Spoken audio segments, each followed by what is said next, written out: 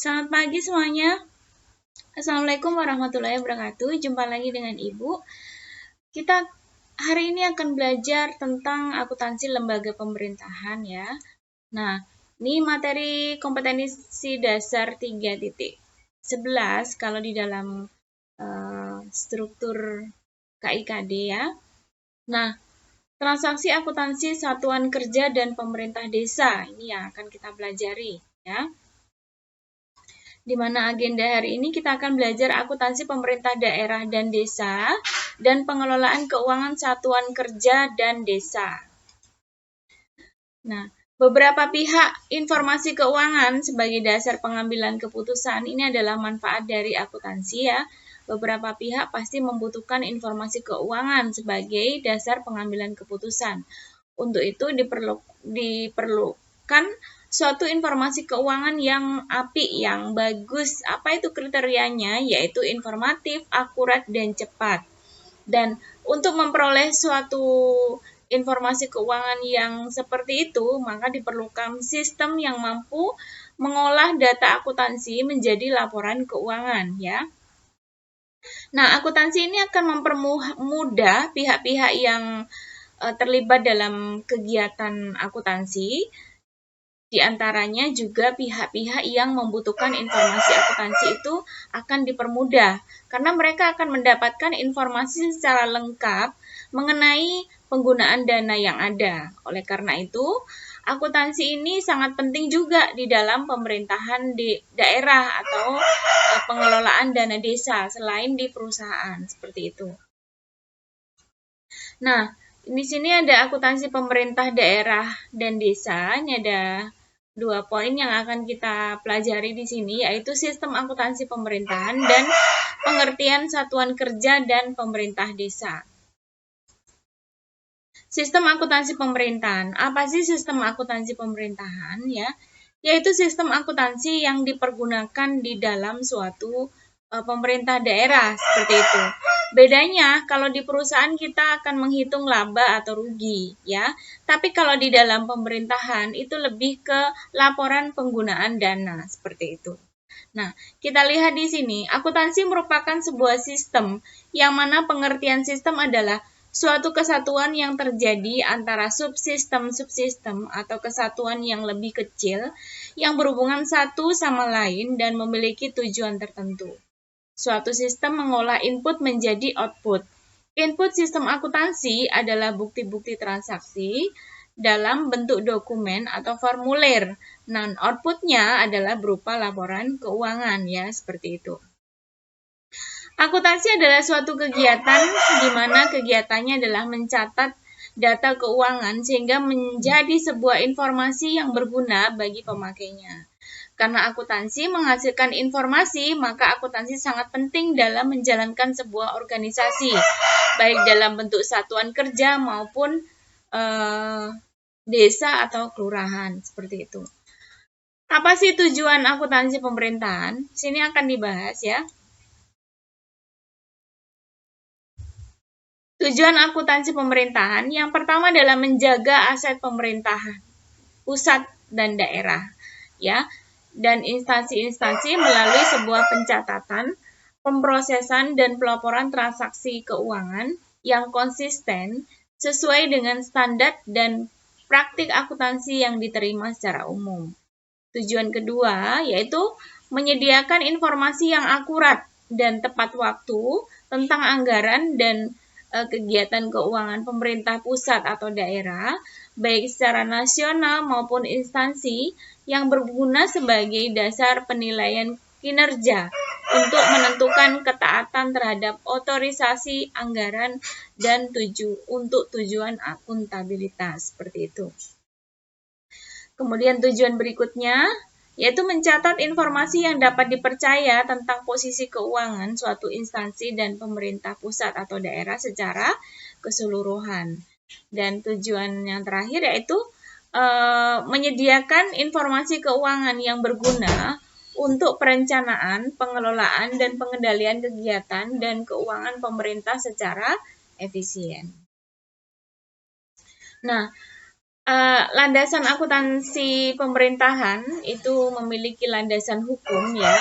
Di sini ada beberapa undang-undang ada beberapa peraturan yang mengatur, yaitu Undang-Undang Nomor 17 Tahun 2003 tentang Keuangan Negara, Undang-Undang Nomor 1 Tahun 2004 tentang Perbendaharaan Negara, Undang-Undang Nomor 15 Tahun 2004 tentang Pemeriksaan Pengelolaan dan Tanggung Jawab Keuangan Negara, Undang-Undang Nomor 32 Tahun 2004 tentang Pemerintahan Daerah, Undang-Undang Nomor 33 Tahun 2004 tentang Perimbangan Keuangan Pusat dan Daerah, Undang-Undang Nomor 15 Tahun 2006 tentang Badan Pemeriksa Keuangan, Peraturan Pemerintah Nomor 24 Tahun 2005 tentang Standar Akuntansi Pemerintahan, Peraturan Pemerintah Nomor 58 Tahun 2005 tentang Pengelolaan Keuangan Daerah, dan Peraturan Pemerintah Nomor 8 Tahun 2006 tentang Pelaporan Keuangan dan Kinerja Instansi Pemerintahan ya.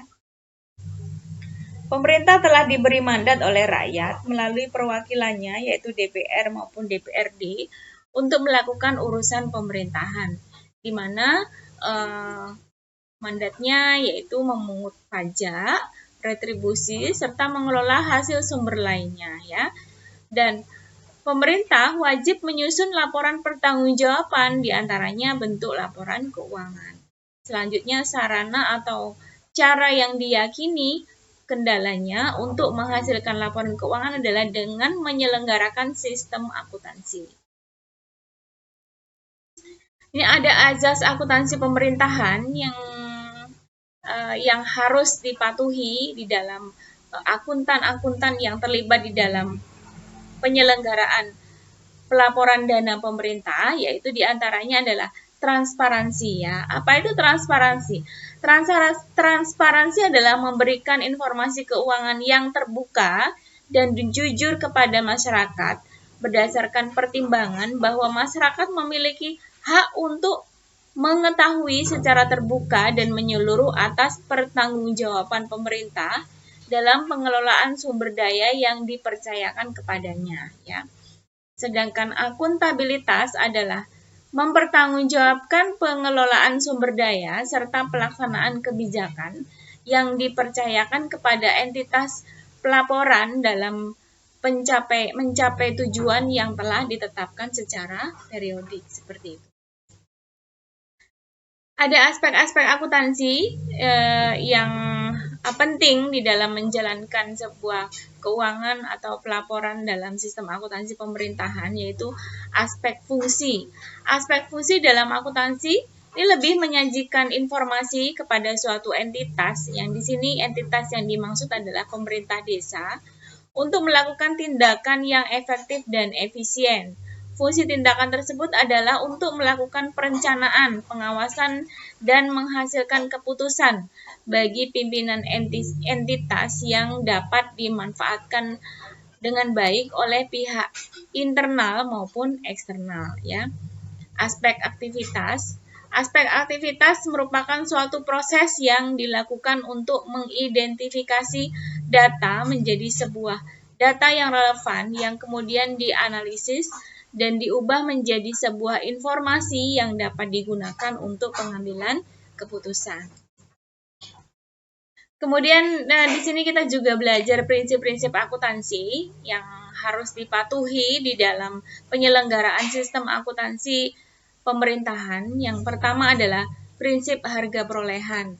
Prinsip harga perolehan ini prinsip yang mempunyai aturan bahwa harga perolehan dari harta, kewajiban, dan pendapatan dihitung dari harga perolehan sesuai dengan kesepakatan oleh kedua belah pihak yang bertransaksi ya. Harga perolehan ini bernilai objektif sesuai dengan nilai uang yang dikeluarkan dari kas bank. Dan yang kedua adalah prinsip realisasi pendapatan. Prinsip ini merupakan pembahasan mengenai bagaimana mengukur, menentukan nilai dari pendapatan yang diperoleh ya. Pencatatan pendapatan pada pemerintah desa pada dasarnya dilakukan pada saat terjadinya transaksi dan dapat dilihat berdasarkan jumlah kas yang diterima. Contoh dari prinsip harga perolehan misalnya saat pemerintah membeli peralatan kantor seperti meja atau kursi. Baik, kita akan lanjutkan. Harga perolehan ini contohnya adalah kalau pemerintah membeli peralatan, di situ meja kursi misalnya. Saat harga pembelian sampai dengan harga pengantaran sampai dipergunakan di kantor kelurahan, itu hitungannya totalnya semuanya masuk di dalam harga perolehan seperti itu ya. Nah, kemudian untuk yang prinsip realisasi pendapatan itu contohnya pada saat nilai dari sebuah perusahaan itu dihitung dari jumlah uang kas yang keluar ataupun uang kas yang masuk seperti itu. Di prinsip objektif, prinsip ini merujuk pada laporan keuangan yang didukung oleh bukti-bukti transaksi yang ada. Jika tidak ada bukti transaksi, maka tidak ada pencatatan transaksi seperti ini. Prinsip ini memerlukan pengawasan dan pengendalian pihak intern untuk menghindari terjadinya kecurangan-kecurangan yang memanipulasi bukti transaksi dan pencatatannya seperti itu. Jadi setiap ada pencatatan itu harus ada bukti transaksinya, contoh faktur, invoice dan sebagainya, nota, kwitansi dan sebagainya ya. Kemudian 4 prinsip penuh pengungkapan. Dalam hal ini pembuat laporan itu hendaknya mengungkapkan sebuah informasi yang penuh, yang tersaji, tidak bisa setengah-setengah. Jadi kualitasnya itu harus benar-benar lengkap ya, baik secara kualitatif maupun kuantitatif. Ini sehingga dapat mempengaruhi untuk pengambilan keputusan. Kemudian prinsip konsistensi. Dalam pembuatan laporan keuangan itu harus mempunyai nilai konsistensi dalam menggunakan metode pedoman dan standar dalam pembuatannya. Jadi tidak boleh berubah-ubah ya. Standar akuntansi pemerintahan juga sudah ada standarnya. Ini diatur di dalam peraturan pemerintah dan undang-undang ya. Nah, yang kedua kita akan belajar tentang satuan kerja dan pemerintahan daerah. Apa sih satuan kerja dan pemerintah daerah? Menurut Peraturan Pemerintah Nomor 38 Tahun 2007 Pasal 1 Ayat 5, pemerintah menyelenggarakan sejumlah urusan pemerintahan yang menjadi hak dan kewajiban setiap tingkatan dan atau susunan pemerintahan untuk mengatur dan mengurus urusan-urusan tersebut yang menjadi kewenangannya dalam melindungi, melayani, memberdayakan, dan mensejahterakan masyarakat. Akuntansi diterapkan pada setiap kegiatan yang memiliki tujuan untuk melaporkan hasil penggunaan dana dengan kegiatan yang telah dilakukan, di mana dalam hal ini yang menerapkan akuntansi untuk kegiatannya dalam pemerintah daerah adalah satuan kerja dan pemerintah desa atau kelurahan. Jadi kalau di dalam perusahaan mungkin laporan keuangan itu lebih ke sifatnya menghitung laba rugi, menghitung perubahan modal dan aset ya seperti itu. Tapi kalau di dalam akuntansi pemerintahan dia lebih ke laporan penggunaan dana seperti itu. Laporan penggunaan dana, penerimaan di mana dari pajak dan sebagainya, kemudian dikeluarkan untuk apa? Misalnya untuk pembiayaan program sosialisasi tentang wabah penyakit seperti itu, maka di situ lebih di sistem akuntansinya itu laporan perincian pertanggungjawaban penggunaan dana yang diberikan untuk sosialisasi tersebut. Nah, kita akan belajar satuan kerja. Apa sih satuan kerja? Ya, dalam struktur pemerintahan daerah, satuan kerja ini adalah entitas akuntansi yang mempunyai kewajiban untuk melakukan pencatatan atas transaksi-transaksi yang terjadi di lingkungan satuan kerja, di mana satuan kerja ini dapat dikelompokkan menjadi satuan pusat, satuan kerja unit pelaksana teknis, kementerian negara atau lembaga, satuan kerja khusus seperti itu. Satuan pusat adalah satuan kerja yang kewenangan dan tanggung jawabnya melakukan kegiatan pengelolaan anggaran dalam rangka pelaksanaan tugas pokok dan fungsi kantor pusat kementerian negara atau lembaga yang lokasinya dapat berada di pusat atau di daerah.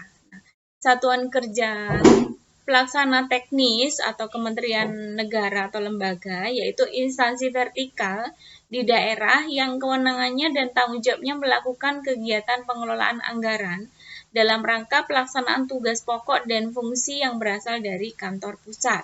Jadi satuan kerja unit ini melaksanakan tugas dari satuan pusat, ya. Satuan khusus yaitu satuan kerja yang ditetapkan untuk melaksanakan tugas pokok dan fungsi dalam melaksanakan program kegiatan yang dibiayai dari bagian anggaran pembiayaan dan perhitungan, ya. Ibu simpulkan, ya, satuan pusat itu yang mengatur atau mengelola anggaran, ya, dari pusat, ya. Kemudian satuan kerja unit atau pelaksana ini melaksanakan apa yang disuruh oleh satuan pusat, ya. Kemudian di satuan kerja unit itu sudah ada program-program yang sudah ditentukan satuan pusat dan masing-masing program itu dilaksanakan oleh satuan kerja khusus, seperti itu, ya. Dalam konstruksi keuangan daerah terdapat dua jenis satuan kerja, yaitu satuan kerja perangkat daerah atau disingkat dengan SKPD, yaitu satuan kerja di provinsi yang melaksanakan tugas dekonsentrasi, dan satuan kerja di provinsi atau kabupaten atau kota atau desa yang melaksanakan tugas pembantuan, ya. Yang kedua adalah satuan kerja pengelolaan keuangan daerah atau SKPKD. Dalam kegiatannya yaitu fungsi akuntansi SKPKD, diantaranya adalah mencatat transaksi pendapatan dan belanja, mencatat pembiayaan, aset, utang, selain kas berdasarkan bukti-bukti yang terkait. Kemudian yang kedua, memposting jurnal-jurnal ke dalam buku besarnya masing-masing. Dan yang ketiga adalah membuat laporan keuangan yang terdiri dari laporan realisasi anggaran dan catatan atas laporan keuangan. Kemudian di sini ada pemerintah desa dan kelurahan. Apa sih pemerintah desa dan kelurahan? Dalam peraturan Kementerian Dalam Negeri nomor 113 tahun 2014, yang dimaksud dengan desa adalah kesatuan hukum masyarakat yang paling kecil, ya, seperti itu. Jadi desa adat atau disebut. Jadi dia suatu unit yang terkecil di dalam suatu susunan struktur pemerintahan negara, ya, seperti itu. Yang memiliki batas yang berwenang untuk mengatur dan mengurus urusan pemerintahan, kepentingan masyarakat setempat berdasarkan prakarsa masyarakat, hak asal-usul atau hak tradisional yang diakui dan dihormati dalam sistem pemerintahan Republik Indonesia. Pemerintahan desa disebut kepala desa atau disebut atau dengan nama lain dibantu perangkat desa sebagai unsur penyelenggara pemerintah desa. Desa sama kelurahan itu sama, ya. Bedanya kalau di desa itu biasanya kita dapatnya di kampung, kalau di perkotaan itu namanya unit terkecilnya adalah kelurahan. Tapi tingkatannya sama-sama dia sama, desa atau lurah sama. Bedanya desa dipimpin oleh kepala desa, sedangkan kelurahan itu dipimpin oleh seorang lurah. Bedanya kalau kepala desa itu penggajiannya itu berdasarkan tanah jatah yang dipinjam kepada kepala desa untuk dikelola, sedangkan di kelurahan itu diberikan gaji dari pemerintah, seperti itu. Sedangkan pengertian pemerintah desa adalah penyelenggaraan unsur pemerintahan dan kepentingan masyarakat setempat dalam sistem pemerintahan negara kesatuan Republik Indonesia. Kewenangan desa antara lain adalah kewenangan berdasarkan hak asal-usul, kewenangan lokal berskala desa, kewenangan yang ditugaskan oleh pemerintah daerah provinsi maupun pemerintah daerah kabupaten atau kota, ya. Kewenangan lain yang ditugaskan oleh pemerintah daerah provinsi atau pemerintah daerah kabupaten atau kota sesuai dengan ketentuan peraturan perundang-undangan. Ini gambaran tentang desa. Nah, sekarang kita belajar pengelolaan keuangan satuan kerja dan desa. Di sini ada pengelolaan keuangan satuan kerja dan pengelolaan keuangan pemerintah desa. Pengelolaan keuangan satuan kerja, ya, dalam menyelenggarakan fungsi pemerintah, maka dibentuklah satuan kerja yang kompeten, ya. Akan tetapi untuk membiayai pelaksanaan fungsi tersebut, pemerintah akan menyediakan alokasi dana melalui mekanisme penganggaran. Dalam mekanisme ini, satuan kerja dituntut dapat menyusun rencana kerja dan anggarannya secara jelas, terencana, dan berkesinambungan atau disebut dengan expenditure framework ya. Baik, kita akan lanjutkan nih tentang pengelolaan keuangan satuan kerja ya. Dalam fungsi pemerintahan, maka dibentuklah satuan kerja yang kompeten. Akan tetapi untuk membiayai pelaksanaan fungsi tersebut, pemerintah akan menyediakan alokasi dana melalui mekanisme penganggaran ya. Dalam mekanisme ini, satuan kerja dituntut dapat menyusun rencana kerja dan anggarannya secara jelas dan terencana dan berkesinambungan, yaitu expenditure framework atau disebut juga dengan expenditure framework dalam menghasilkan layanan bagi masyarakat. Ini ada tugas-tugas satuan kerja yang perlu kalian pahami ya. Menyusun rencana kerja ya. Kemudian menyusun dokumen pelaksanaan anggaran. Kemudian menyusun tindakan yang mengakibatkan pengeluaran atas beban anggaran belanja. Kemudian melakukan anggaran SKPD yang dipimpinnya, melakukan pengujian atas tagihan dan memerintahkan pembayaran, melaksanakan pemungutan penerimaan bukan pajak, ya SPM ini surat perintah membayar ya. Kemudian 7 mengadakan ikatan atau perjanjian kerjasama dengan pihak lain dalam batas anggaran yang telah ditetapkan. Mengelola utang atau piutang yang menjadi tanggung jawab SKPD, Satuan Kerja Keuangan Daerah, Satuan Kerja Pengelola Keuangan Daerah ya, yang dipimpinnya. Kemudian mengelola barang milik daerah atau kekayaan daerah yang menjadi tanggung jawab SKPD yang dipimpinnya. Menyusun dan menyampaikan laporan keuangan SKPD yang dipimpinnya, mengawasi pelaksanaan anggaran SKPD yang dipimpinnya, melaksanakan tugas-tugas penggunaan anggaran, penggunaan barang lainnya berdasarkan kuasa yang dilimpahkan oleh kepala daerah ya. Bertanggung jawab atas pelaksanaan tugasnya kepada kepala daerah melalui sekretaris daerah. Adapun dokumen perencanaan anggaran satuan kerja, ini antara lain RKPD atau Rencana Kerja Pemerintah Daerah, KUA PPAS yaitu Kebijakan Umum Anggaran, Prioritas Plafon Anggaran Sementara, dan RKA, Rencana Kerja Anggaran. Ya. Ada pihak-pihak yang terkait di dalam satuan kerja, siapa saja yang terkait di dalam satuan kerja, ini ada Kepala Satuan Kerja, pejabat pembuat komitmen, yaitu pejabat yang melakukan tindakan yang mengakibatkan pengeluaran anggaran belanja, kemudian pejabat yang melakukan pengujian dan perintah pembayaran, kemudian bendahara pengeluaran, kemudian 5 petugas unit akuntansi keuangan penggunaan anggaran ya. Dan yang keenam petugas unit akuntansi kuasa pengguna barang ya. Ini adalah petugas-petugas atau pihak-pihak yang terkait di dalam satuan kerja. Berikutnya kita belajar pengelolaan keuangan pemerintah desa ya. Pengelolaan keuangan pemerintah desa ini diatur menurut Undang-Undang Desa. Semua hak dan kewajiban desa dapat dinilai dengan uang serta segala sesuatu berupa uang dan barang yang berhubungan dengan pelaksanaan hak dan kewajiban desa. Hak dan kewajiban desa tersebut menimbulkan pendapatan dan belanja ya. Pembiayaan yang perlu diatur dalam pengelolaan keuangan desa yang baik, di mana dalam mengatur keuangan desa terdapat siklus yang perlu diperhatikan, yaitu siklus pengelola keuangan desa yang meliputi perencanaan, pelaksanaan, penatausahaan, pelaporan, dan pertanggungjawaban dengan periodisasi 1 tahun anggaran. Biasanya sih mulai dari Januari sampai dengan 31 Desember.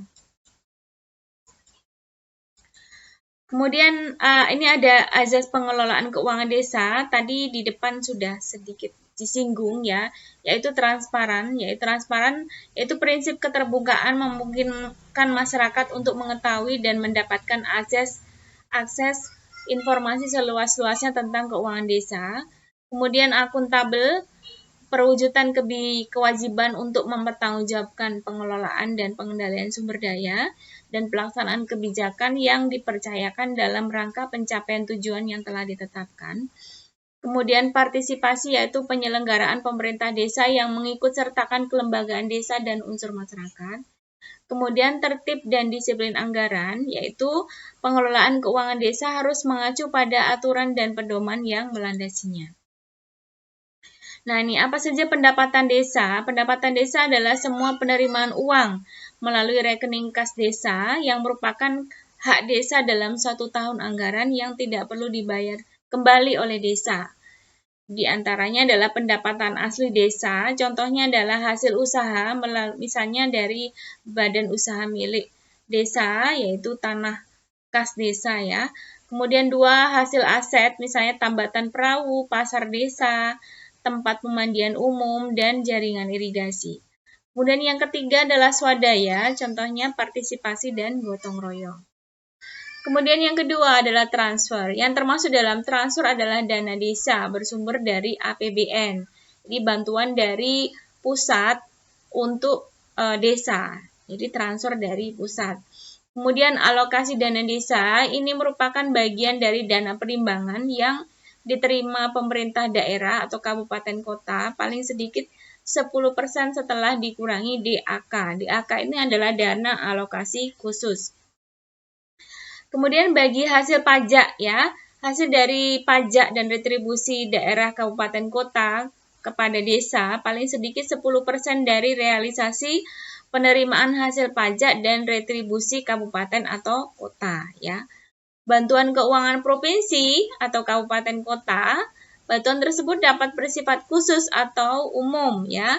Bantuan umum penggunaannya diperuntukkan dan penggunanya diserahkan sepenuhnya kepada desa, sedangkan khusus pengelolaannya ditetapkan oleh pemerintah daerah. Adapun pendapatan lain-lain, ini adalah pendapatan desa yang sah berupa hibah atau sumbangan dari pihak ketiga yang tidak mengikat berupa pemberian uang dari pihak ketiga, hasil kerjasama dengan pihak ketiga atau bantuan perusahaan yang berlokasi di desa. Misalnya PT Freeport bertempat tinggal di Papua, kemudian memberikan bantuan kepada desa-desa di sekitarnya, seperti itu. Itu masuk di dalam pendapatan lain-lain. Belanja desa. Belanja desa merupakan pengeluaran dari rekening desa ya, merupakan kewajiban desa dalam satu tahun anggaran yang tidak akan diperoleh pembayarannya kembali oleh desa. Belanja desa dipergunakan dalam rangka mendanai penyelenggaraan kewenangan desa. Belanja desa yang ditetapkan dalam APB, Anggaran Pendapatan Belanja Desa, ini ditetapkan sesuai dengan peraturan pemerintah pasal 10 nomor 43 tahun 2014. Ini aturannya adalah paling sedikit 70% dari jumlah anggaran belanja desa digunakan untuk penyelenggaraan pemerintah desa, pelaksanaan pembangunan desa, pembinaan kemasyarakatan desa, dan pemberdayaan masyarakat desa.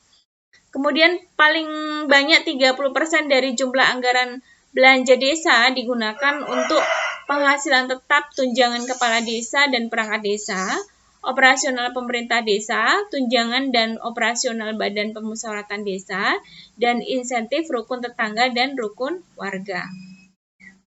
Kemudian ada pembiayaan.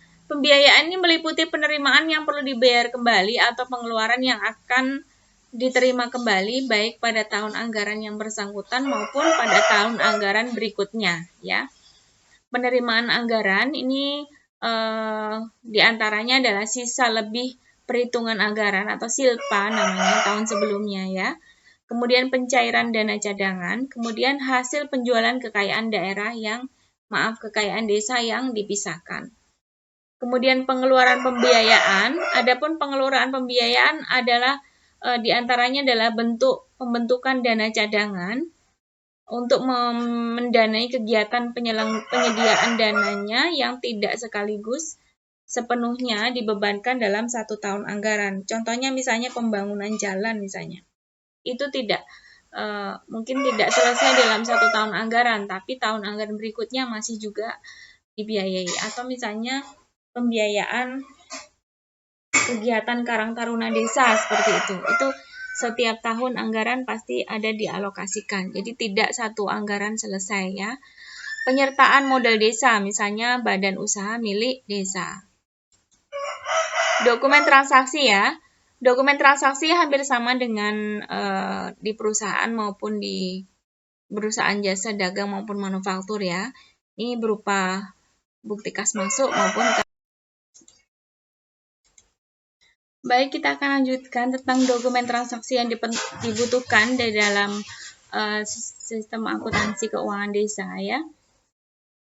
Ini ada pengelompokan bukti transaksi, yaitu bukti transaksi internal. Bukti transaksi internal ini adalah yang berasal atau dikeluarkan pemerintah desa sebagai bukti telah terjadinya transaksi ya. Yaitu ada dua, bukti kas masuk, yaitu bukti transaksi yang mencatat bahwa pemerintah desa menerima sejumlah uang ya. Kemudian ada bukti kas keluar, yaitu bukti transaksi yang mencatat pengeluaran sejumlah uang oleh pemerintah desa. Kemudian ada bukti transaksi eksternal, yaitu bukti transaksi yang berasal dari pihak luar. Contohnya adalah surat tagihan, kwitansi, bon, nota, faktur, cek, bilet giro, rekening koran, dan lain-lain. Bukti-bukti ini diperoleh pemerintah desa karena adanya transaksi dengan pihak ketiga yang dilakukan dengan menggunakan uang milik desa. Nah, demikian penjelasan tentang materi hari ini, yaitu tentang transaksi akuntansi satuan kerja dan pemerintah desa. Semoga video ini bermanfaat ya.